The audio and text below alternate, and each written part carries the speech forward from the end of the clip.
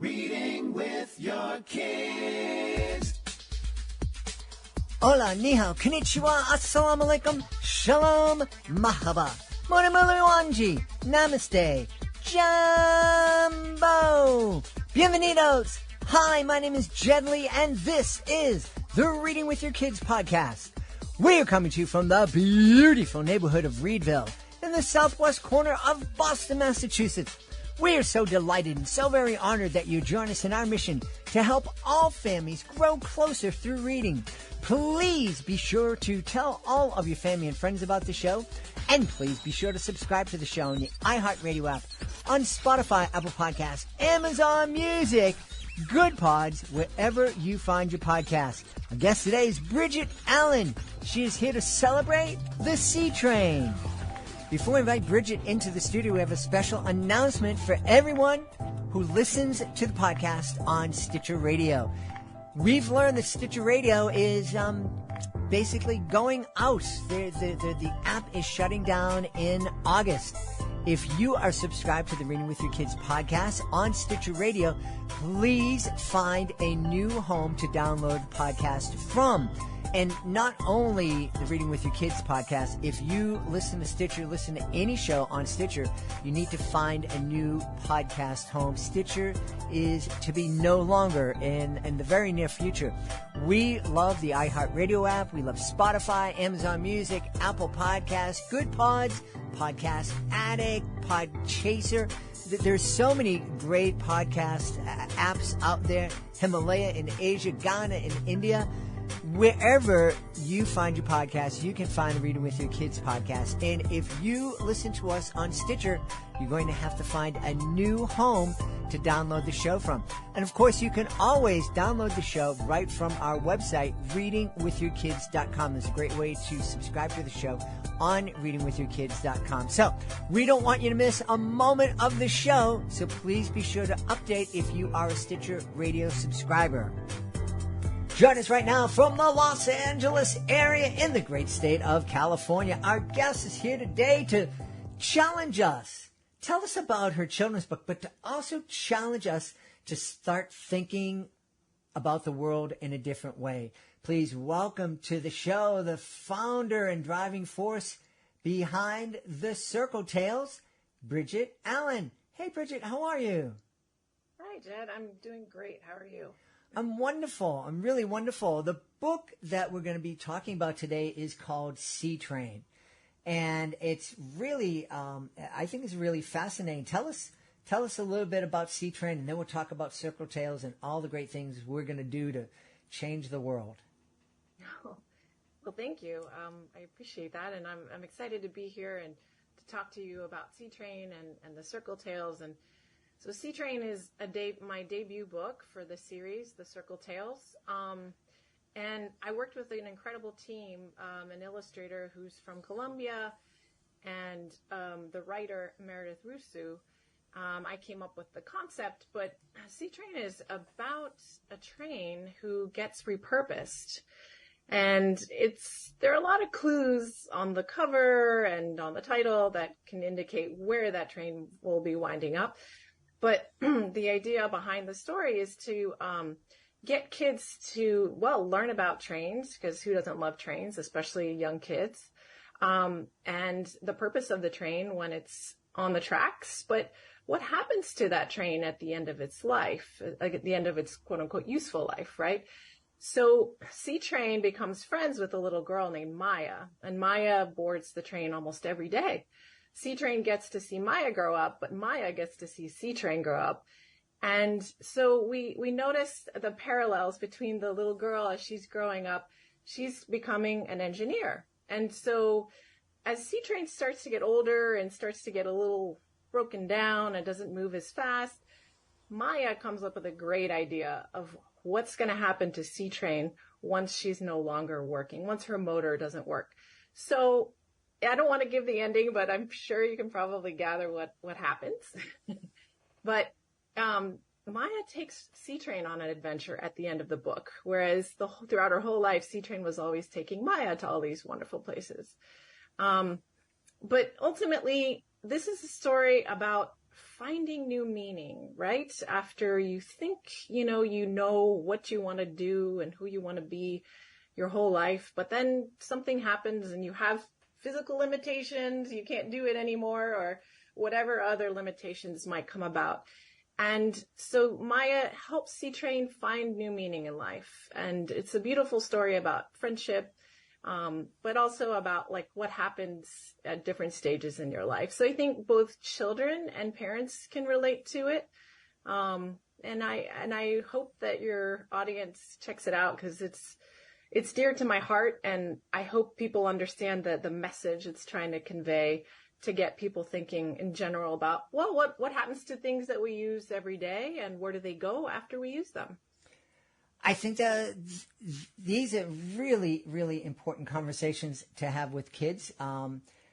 Having just people can't see me here, but I am actually physically exhausted. I had physical therapy today. A lot of people who are listening know that I had quite the accident a few months ago, and I spent a few months in a wheelchair, and now getting back and I'm able to get around. But certainly there are things that happen in our life that cause us to change and to grow. And I think a lot of people are uncomfortable with change. And I think this is it, to start to talk to our kids about it at a young age is really important, especially nowadays, because when I was growing up, I always heard, get a good job, get with a company, and stay there for the rest of your life. Well, that's not really happening much anymore. And so the idea of change in being flexible, it's kind of like a survival skill that everybody needs to adopt.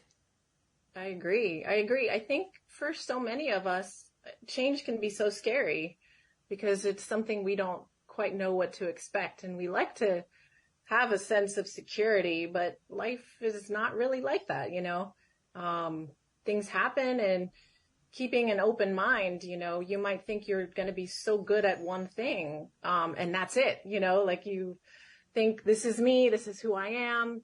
And then something happens, like in your instance, and I'm sorry to hear you're going through that. It's something that we all face at some point. And, it's having that flexibility in your mind and in your heart, I think, is so important to face those challenges. And sometimes we won't know it until we go through it, but this is a great lesson for kids to kind of relate to it at some level, and parents as well, Yeah.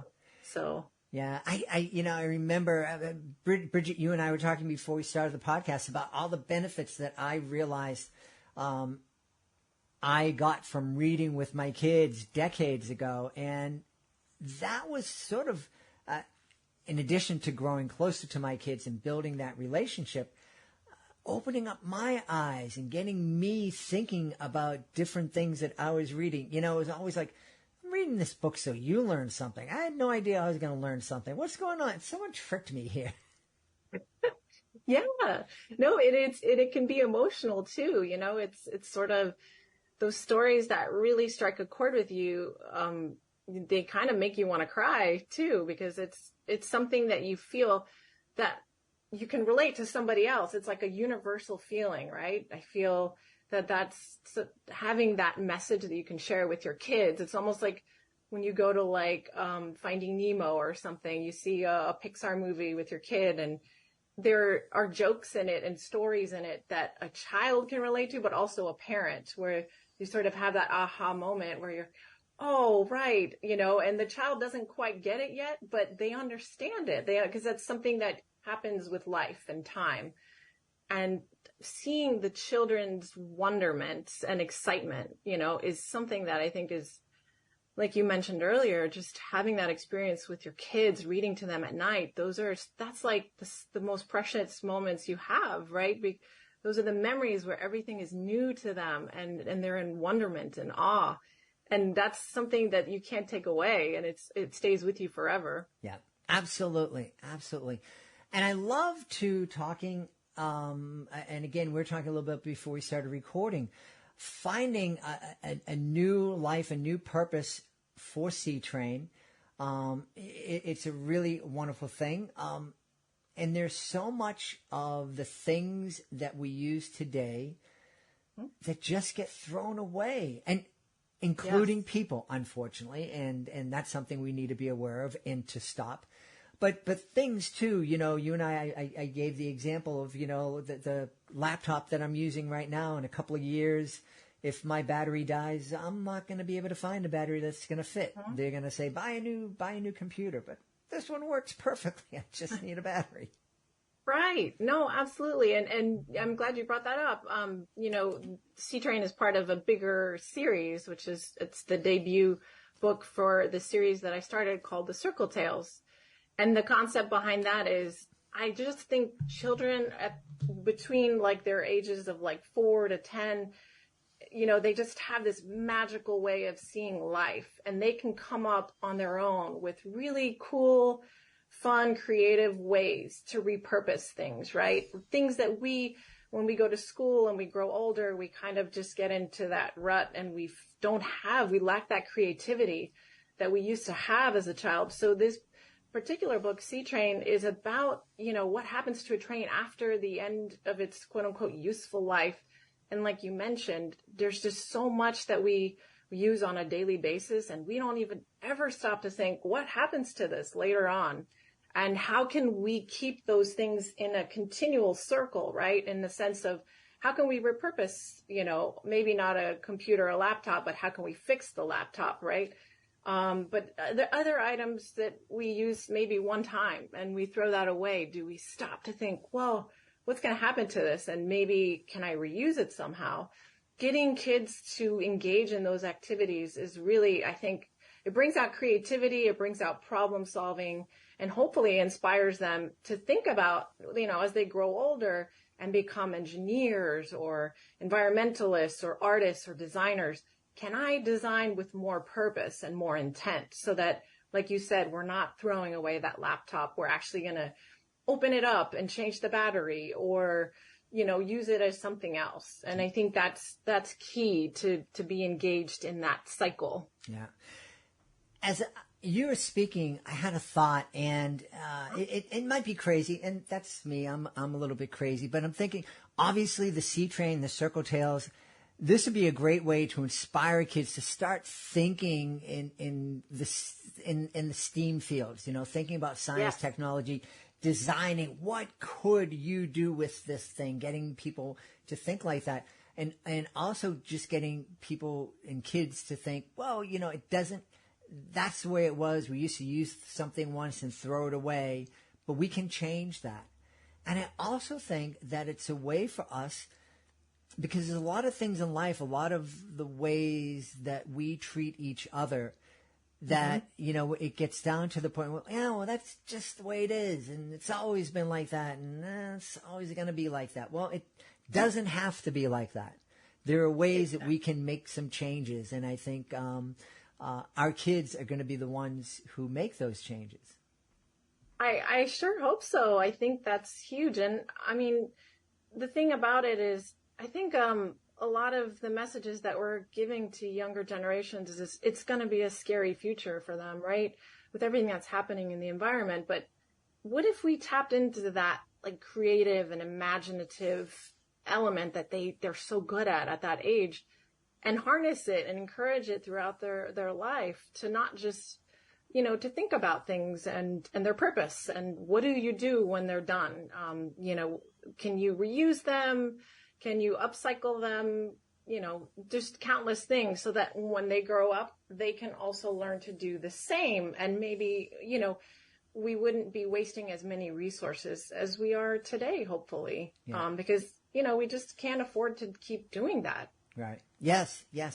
I'm a big fan of a researcher, writer named Bjorn Lomborg, who talks about, the climate crisis is real, and there are problems, and global warming is real, and we need to make changes, but we don't need to freak out, because we're very innovative, and we can figure out ways to mitigate what we're doing. We can do less of the bad things, but at the same time, we can do more of the good things, rise everybody up together. so that Exactly. we all experience a better world. Absolutely. I think, when you do repurpose things, you can get communities involved. There's some really awesome stories out there of people who are converting, for example, containers into homes or buses into homes. And you know what? Not one person can potentially do that. That requires like a community effort with everybody on board and lending their creative inputs as well, because we're kind of like you said, we need to come together as a community and not be so siloed in our worlds, because then we'll change that mindset and we won't see people as, like you mentioned earlier, like kind of expendable or transactional. Like, I think we put so much emphasis on like technology and some kind of computer that's going to figure everything out. But what about our imagination and our creativity and our community and building together? I think that's kind of what I would love to see as well happen. Yeah. As far as I'm concerned, I love computers because they connect me with others. Yes. I don't need a computer to figure out my life. I need a computer to help me talk to others, people like you, so that we can work together to make the world better. Absolutely. And they're important tools for us to advance. But I think we sort of don't give enough credit to the power of imagination and the power of community, which are also wonderful tools that we need to use more often. Yeah, absolutely. Hey, Bridget, what inspired you to not only launch C-Train, but launch the Circle Tales? That's a great question. I have a couple of things that inspired me, but one that really sticks out for me is I've been working for the past 6 years, consulting for companies, but also governments on how to reduce materials, especially single-use plastic. And that's something I grew very passionate about after I saw a documentary that really opened up my eyes to how it was impacting the ocean. And so that was like my starting point. But then one particular day I was walking by the LA River with my niece, and she was about 5 at the time. And she got so angry. She saw all these plastic bottles floating in the river and just plastic trash. And she started cleaning up on the sides. And I was like, oh gosh, my heart went out to her. And I thought, well, this is sort of the world that she's growing up in. But what if she could harness that anger and channel it towards, like, let's start with the root problem. Like, how do we change materials? How do we change behaviors? As adults, we're all trying to deal with that. And I think a lot of us are making some major changes. But I would say, I thought, what if the series could teach kids about things like repurposing? And also, there are going to be additional books down the road about things like phytomining, which is essentially where you have a tree that has sap and it's close to nickel mines, and the sap in the tree contains nickel in it. And so there are scientists working on trying to figure out how do you harness that nickel so that you're no longer going into mines and using energy to basically unearth them, which, is very carbon intensive and very, environmentally not great. I thought to myself, what if kids start thinking about those things really early on? Like, wow, how cool. These trees have sap that have nickel in it. And they explore it even more than asking those questions that we may have learned and benefited from at a young age to have asked, right? Mm-hmm. Sort of that cycle of life and what happens, Yeah. I've always been a big proponent of, if you have a problem, you want to talk to experts, but you also want to talk to somebody who has like absolutely no idea of what's going on, but they just have an imagination. Yes. Because a lot of times you can just tell those people, this is the problem and usually they'll say, what about if you do this? And then you get the smart people, the engineers, they go, well, you can't do it like that, but we can do it this other way. And then suddenly it's like amazing. Oh, absolutely. I think I always think of that. I don't know if it was a story or a parable or a joke or something about a young kid who, there was a truck that was stuck in the tunnel and it couldn't get out of the tunnel and nobody could figure it out. No adult could. And then the kid said, well, why don't you just take the air out of the tires and tow it down? It's like you said, sometimes the most obvious things are not always obvious to quote unquote experts because they're so, we can be so in our heads about one particular thing. So kind of zooming out like that is perfect. And I think, like, going back to the idea of community is that you need multiple people from different disciplines that can lend, inputs that I think are very valuable because, yeah, it's going to take a lot of creativity and imagination, I think. Yeah. Hey, I don't mean to put you on the spot, but I have you here and you mentioned that you're working with different countries and that's amazing. And we got to figure out a way for all of us countries to kind of come together. When I go and visit different countries, I love it. I'm meeting the people and it's like, yeah, they're eating different food. They're listening to different music. They're speaking different languages, but they're a person. And I dig and I want to get along with them. And it's a shame that our countries kind of are banging heads together. And how can we kind of get these big countries and little countries all on the same page so that we're all kind of working towards the same thing to just make the world better for this beautiful human family that we all belong to? Oh, that's such a good question. I think by appealing to, like, we get so fixated on these sort of high level topics that we forget to relate to one another. Like, we think about all of our cultural differences, but sometimes we need to just stop and think and relate to each other on a more human level of, we all universally feel like sadness, happiness, and we also, most people that you ask around the world, they are worried about the plastic pollution problem and they are wanting to do something about it because they're seeing that it's impacting the oceans. And so I think there are some just universal truths and emotions that we all go through and experience no matter what culture, race, age, religion.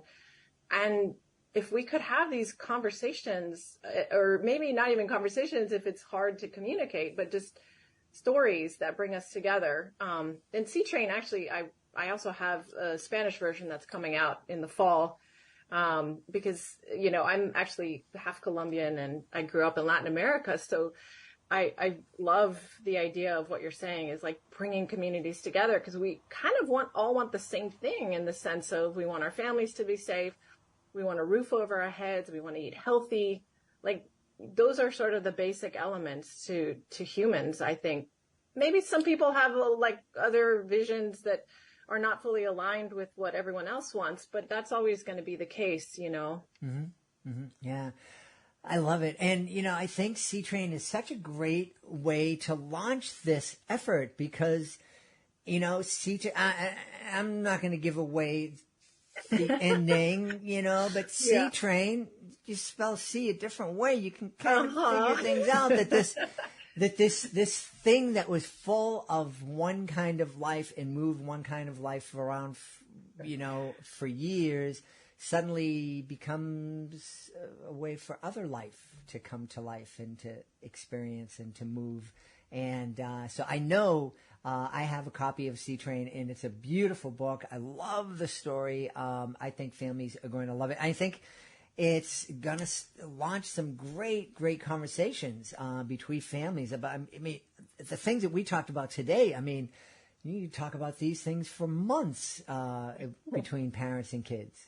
Thank you so much, Jed, for saying that. I'm so glad that you loved it. I put a lot of heart and soul into it, and it makes me kind of teary-eyed when I hear readers share, that they got the message. And I wanted to start those conversations between parent, child, teacher, child, caregiver.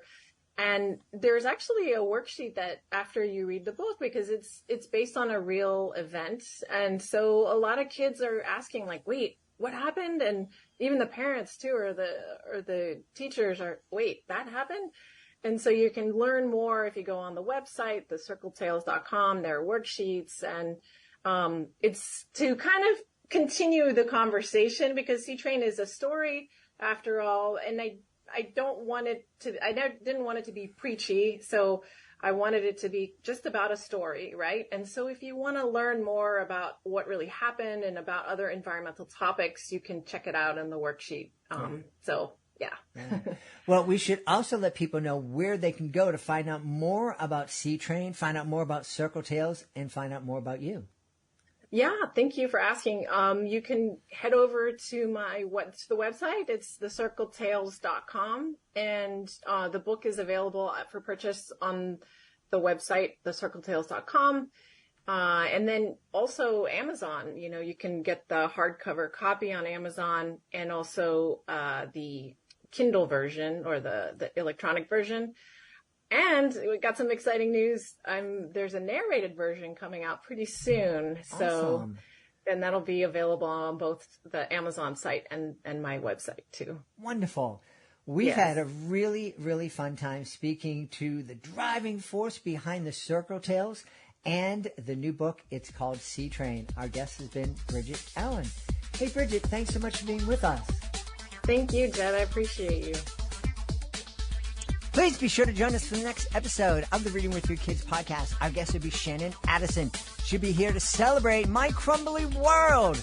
That's the next episode of the podcast. I want to thank the folks who made today's show so wonderful. Of course, we want to start by thanking our guest, Bridgette Allen. Please be sure to check out Sea Train. Also want to thank my team, Fatima Khan, Rory Grady, Madison Dieris, Monica Rivera Sosa, and O'Leary Soji Franklin. I want to thank my beautiful wife for all the support she gives me. Most of all, we all want to thank you. Thank you so much for taking the time to join us today. And as always, thank you so very much for taking the time to make the world a better place. And you do that every time you read with your kids. I'll be looking for you in the next edition of the Reading with Your Kids podcast.